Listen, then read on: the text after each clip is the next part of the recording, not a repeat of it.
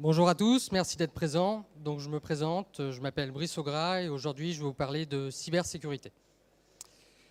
Donc avant tout, un léger contexte. La cybersécurité, outre les raisons professionnelles qui m'amènent ici aujourd'hui, c'est un sujet de passion, donc de curiosité informatique que j'ai développé quand j'étais enfant. Je vous rassure, je ne vais pas vous raconter ma vie.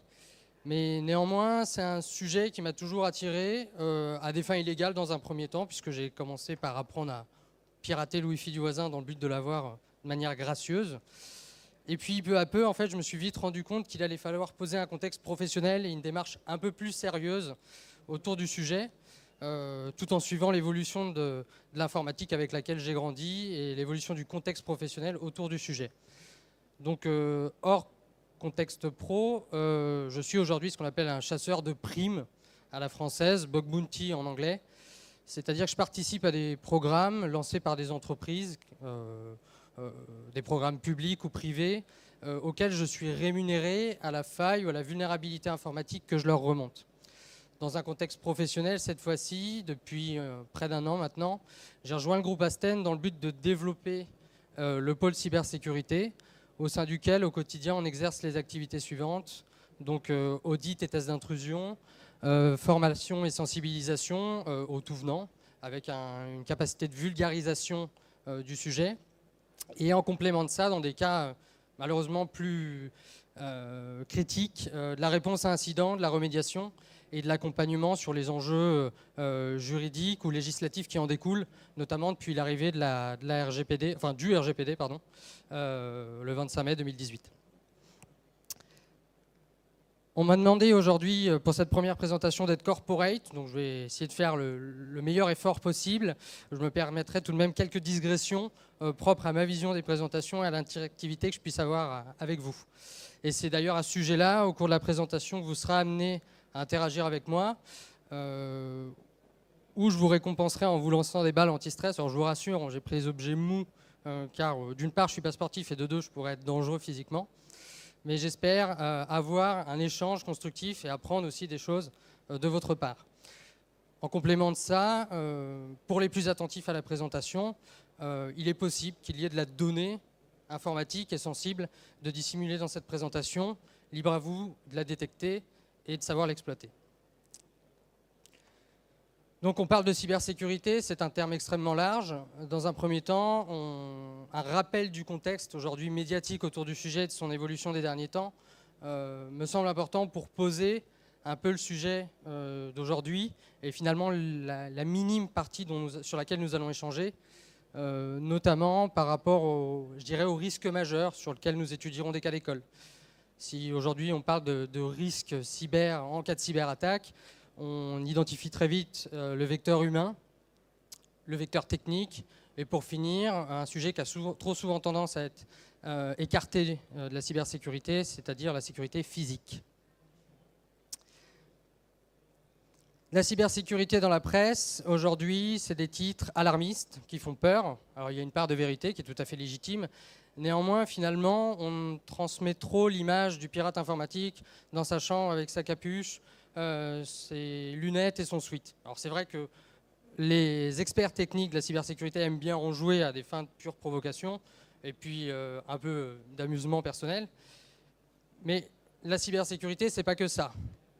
Mark Zuckerberg en serait le premier à en témoigner vis-à-vis de la fuite de données qui a eu lieu à de multiples reprises au cours de ces derniers temps. Dans le contexte de mon exercice professionnel et des clients avec lesquels je collabore ou dans des travaux de recherche, la sécurité vis-à-vis des attentes de mes clients, j'aime bien le résumer avec un acronyme, c'est l'acronyme DICT. Disponibilité, intégrité, confidentialité et traçabilité de la donnée.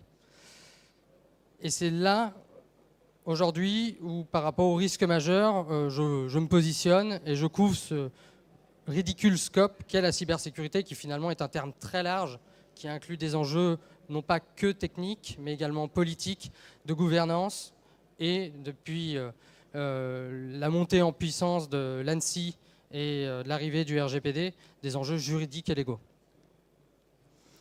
Le risque humain. De quelle manière est-ce qu'on sensibilise un collaborateur? Dans un premier temps, on fait naître une cyberculture au sein de l'entreprise. Ça peut se faire de plusieurs manières.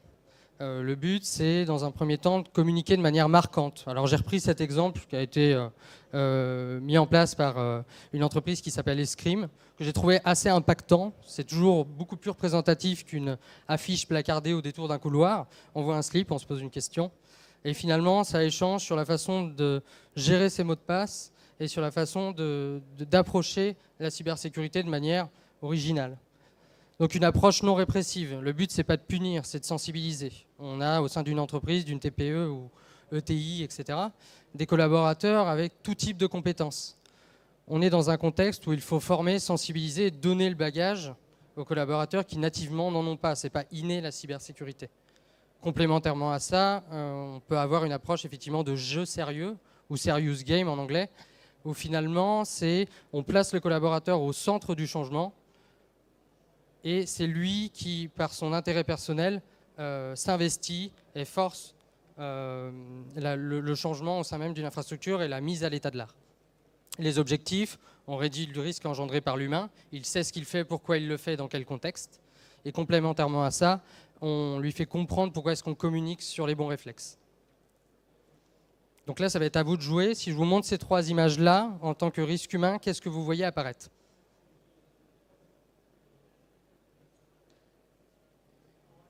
Je vous écoute. Session ouverte, c'est parfait.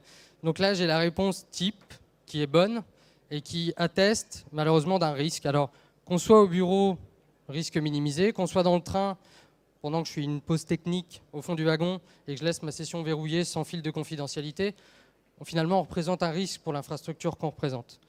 Et on s'est posé la question, comment est-ce qu'on peut y répondre ? Alors, j'ai un mot à vous présenter, c'est le Chocoblast. Est-ce que ça parle à quelqu'un ici présent ? Non. Oui. Non. Donc le Chocoblast, c'est un jeu qui consiste à faire en sorte que... ça se résume en une phrase. C'est dès lors que quelqu'un oublie de fermer sa session et qu'un collaborateur s'en rend compte, il prend la liberté d'envoyer un mail dans lequel il stipule que le piégé s'engage à payer sa tournée de chocolatine ou pain au chocolat en fonction des origines de chacun. Et du coup, ça donne lieu à la mise en place d'un jeu où le collaborateur se sent impliqué dans le changement. C'est impactant. Et il n'est pas là à se dire « oui, je respecte ma charte informatique ». Non, je mets en place un jeu et on constate même qu'ils s'y prennent puisque... Donc, excusez-moi, aparté, c'est les règles du Chocoblast puisqu'il y a même un site internet qui existe si vous voulez consulter les règles. C'est très normalisé, c'est très bien expliqué. Et pour en revenir donc au développement de cette tendance du Chocoblast, on se retrouve avec des collaborateurs pris de paranoïa qui installent des logiciels espions sur leur PC dans le but de savoir qui les a piégés. Donc on voit bien que finalement, cette méthodologie qui est anodine, qui est un peu atypique, marque et force les collaborateurs à s'adapter, mais sans se sentir contraints et forcés du changement. Autre problématique, c'est la médecine du travail. Vous verrez que si jamais vous décidez d'instaurer ce changement, sur les 3 premières semaines, vous allez avoir une recrudescence de petit-déj au boulot. Et là, ce seront eux qui reviendront vers vous vis-à-vis des problématiques de santé susceptibles d'être engendrées. Autre fait, c'est la maîtrise des flux d'informations. J'ai 2 exemples là sous les yeux. On pourrait penser qu'ils sont anecdotiques, qui relèvent de l'exception. Et au final, on se rend compte que via des schémas télévisuels, on a une multitude de données sensibles, dans le cadre d'un reportage, qui peuvent être diffusées. En l'occurrence, sur ces 4-5 exemples ici présents, on a des mots de passe Wi-Fi, on a des mots de passe de compte YouTube, des mots de passe de compte Instagram. Et on est face à une problématique, celle de l'identité numérique et de la maîtrise des flux d'informations. Alors grâce à ça, comme je disais tout à l'heure, on a la RGPD qui est arrivée. La RGPD aujourd'hui, personne n'est prêt, mis à part les grands groupes, on sait que tout le monde n'est pas du tout à l'état de l'art. Elle vous propose et elle vous impose de faire une cartographie de vos traitements de données.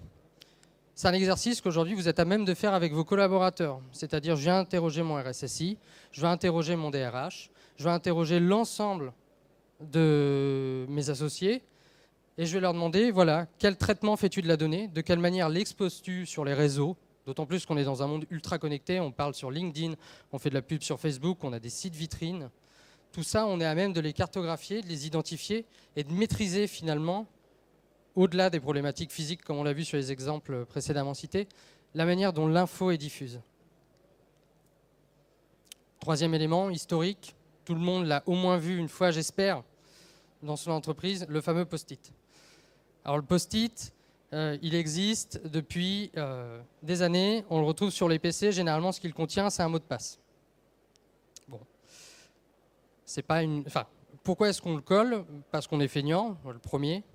Deuxièmement, parce qu'on est feignant, moi le premier. Et deuxièmement, c'est par souci de confort. Un mot de passe, c'est complexe à retenir. On n'a pas forcément les bonnes méthodologies. Il faut le changer souvent. Donc, je le colle sur l'écran.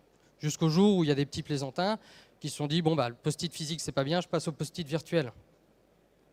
Finalement, ça ne change pas grand-chose au problème, d'autant plus si on rebondit sur le souci des sessions ouvertes. Et c'est là que je vais vous mettre à contribution aujourd'hui vis-à-vis de cette diffusion d'informations sensibles, notamment sur les mots de passe. Quelles solutions existent-ils, gratuites ou payantes, qui permettraient de résoudre la problématique?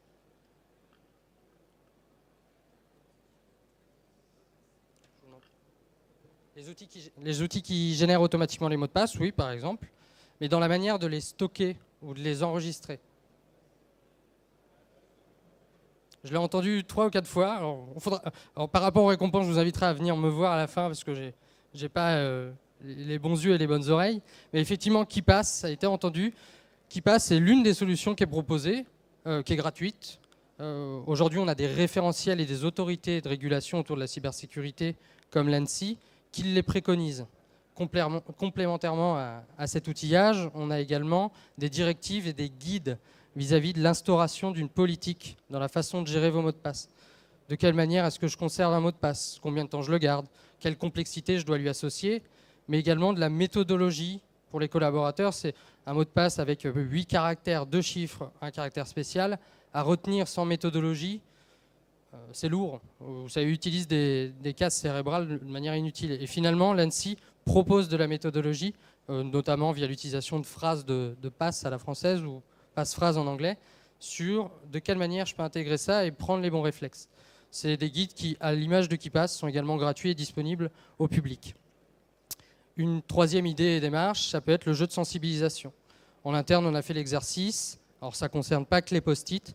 On se balade dans les bureaux et on a désigné un responsable qui réagrège l'ensemble des données personnelles et confidentielles sur les copieurs, sur les bureaux, notamment grâce au Clean Desk. Aujourd'hui, c'est quelque chose qu'on peut envisager de résoudre. Et il réagrège toutes ces informations, il les restitue aux collaborateurs. Alors, on est un peu sur un contexte un peu plus punitif que le Chocoblast. C'est en contrepartie, il demande à l'intéressé de s'engager dans une démarche cyber pour le groupe ou pour l'entreprise. Et c'est là, via cette implication et son erreur, que celui-ci devient acteur du changement au sein de la structure. Renforcer votre expertise technique. Alors, par rapport à un souci de vulgarisation, j'ai pris un cas d'école sur celui-là, qui est assez light. Mais il y a une expérience qui a été menée, je crois que c'était sur le début de 2017. La partie expertise technique, finalement, c'est plus un message qui va être à destination de vos équipes de développement, vos ingénieurs, les responsables de la sécurité de votre système d'information, le DSI, etc., qui ont un bagage orienté technique. Et cet exemple, du coup, ce cas d'école, il fait le constat suivant. Sur 16 000 applications Android récupérées sur le Play Store, on se rend compte qu'il y a 300 applications qui contiennent de la donnée caractérisée sensible. Alors, pour le vernis technique, c'est de la clé de chiffrement pour des API, pour des serveurs, etc. Concrètement, ça amène à quoi? Ça permet un accès potentiel, soit aux instances et aux serveurs qui assurent le bon fonctionnement de l'application ou du groupe, ou à contrario, des accès à des comptes de communication sur les réseaux sociaux, sur Instagram, etc., etc. On est là face à une problématique de développement et face à une méconnaissance aujourd'hui de quelle manière, lorsque je développe une application, je développe un logiciel, je viens intégrer dans la phase de conception de celui-ci les aspects de security by design. Le design par la sécurité, en français. Mais dans le fond, c'est une méthodologie qui consiste à intégrer dès les phases de conception, alors qu'elles soient en cycle en V, développement agile, etc., pour les développeurs. La sécurité fait partie des briques intégrantes du processus de développement. Et alors, ça va engendrer un surcoût concernant le coût global du projet.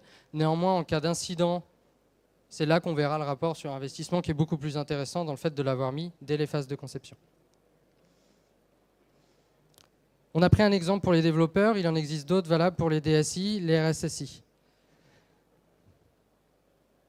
Pour les développeurs, aujourd'hui, on a ce qu'on appelle le guide OWASP. Chaque année, il y a un rapport qui est publié avec le top 10 des vulnérabilités informatiques pour les applicatifs, avec les moyens de remédiation, les bonnes pratiques.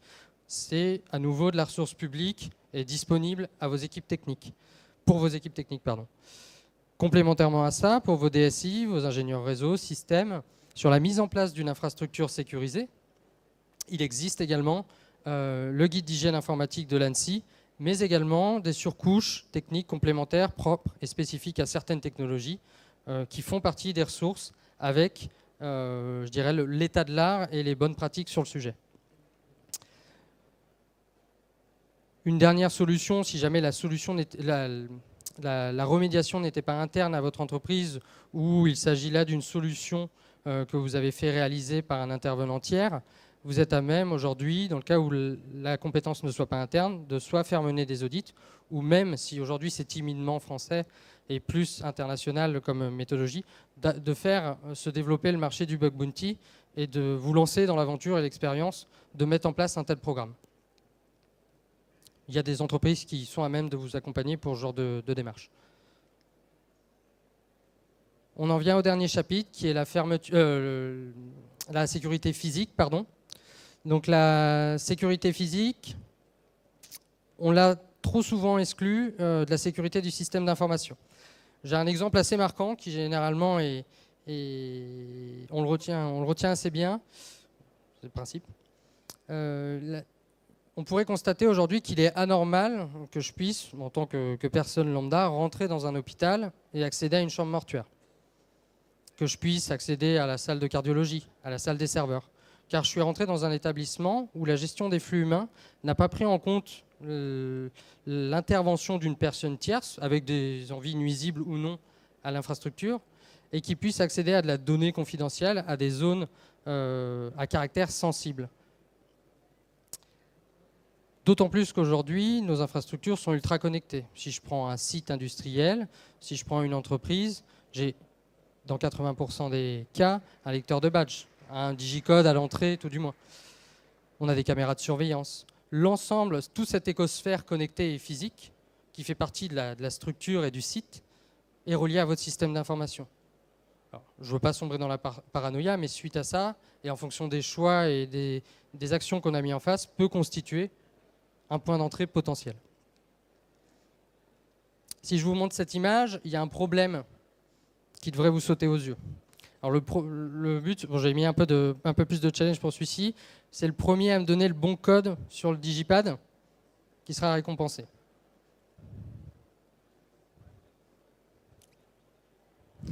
Alors pour l'indice, il s'agit d'une entreprise qui a été fondée mi-20e siècle. Ça devrait déjà enlever 2 variables. Je crois entendre juste devant. 1948, bien joué. On est face à un problème de sécurité physique. On peut penser que c'est le pire. Il y a encore mieux. C'est directement le post-it combiné avec le digipad. C'est pas un mythe. Vous allez sur les réseaux sociaux, sur le Twitter SecFails, qui est spécialisé sur ce genre de remontée, vous en avez pléthore. On est sur un contexte de sécurité physique. Combiné à ça, aujourd'hui je l'intègre, alors certains seront peut-être d'un avis un peu différent du mien, le nomadisme. On est à l'ère du télétravail, on est en déplacement professionnel, on emmène nos postes. Nos postes, finalement, en fonction de la donnée qu'il contient dessus, c'est un déport de notre infrastructure informatique, de notre système d'information. On a des réflexes et des bonnes méthodes à mettre en place qui vont être chronophages, donc vont avoir un coût indirect, mais qui en termes de solutions techniques sont accessibles et disponibles pour tous. On perd son poste, on perd sa clé USB avec de la donnée professionnelle dessus. Le réflexe de base aujourd'hui, je pense qu'on ne le dira jamais assez, c'est de les chiffrer. Deuxièmement, dans un contexte de télétravail ou de connexion à son réseau d'entreprise via un réseau Wi-Fi public, un réseau d'hôtel, un réseau de train, n'importe quoi, il faut donc un accès VPN qui est ni plus ni moins qu'un lien chiffré nous permettant de faire transiter de la donnée professionnelle de manière sécurisée par rapport à l'infrastructure sur laquelle on est. Et le dernier réflexe par rapport au coup d'œil indiscret, le filtre de confidentialité. Pour finir sur la partie sécurité physique, soyez exigeants dans le choix de vos produits de sécurité. Vous êtes souvent un client et le prestataire est externe, c'est lui qui est en charge de votre installation. Vous êtes en droit, d'autant plus en vous appuyant sur les aspects législatifs actuels, de demander les engagements qu'il prend vis-à-vis de la sécurité de ses produits, comment il garantit leur intégrité. Les gestions des flux humains. On essaye d'identifier le plus possible de quelle manière une personne qui arrive dans l'entreprise est accueillie, redirigée vers le bon service et ne puisse pas se déplacer librement au sein de la structure. Dernier point et non des moindres, la politique du BYOD. En anglais, Bring Your Own Device. En français, j'amène ma cigarette électronique au boulot et je la mets à recharger sur mon poste de travail. J'amène mon téléphone personnel et je le branche sur mon poste de travail à recharger. Il y a malheureusement sur cet aspect-là, on n'a pas trouvé d'aspect didactique. Si vous avez des idées, vous venez échanger, il n'y a aucun problème. Mais il y a un vrai travail de cloisonnement à faire là-dessus et à empêcher les collaborateurs de pouvoir apporter des sources d'infection potentielles, mais externes à la structure de l'entreprise. La cybersécurité, c'est un monde de compromis. C'est quelque chose qu'il ne faut pas imposer à ses collaborateurs, il faut arriver à se baser sur un échange. Alors, on arrive à le placer au centre du sujet. Et finalement, c'est en utilisant des méthodes qui changent un peu des codes standards, pas dans un accès de répression, qu'on va arriver à l'intéresser au sujet. Certains le voient comme un sujet de geek. Si on arrive à faire en sorte que tout le monde participe et soit acteur du changement, bah finalement, on a gagné notre pari. Pour ceux qui sont à la recherche d'une information, mon mail serait brice.ogras@. Je vous laisse le soin de trouver. Et pour finir, 20 minutes, c'est court. Si vous avez envie d'aller plus loin dans la réflexion ou d'approfondir, parce qu'on a dû survoler qu'un léger aperçu de la cybersécurité, on est sur le stand 41. Je vous remercie.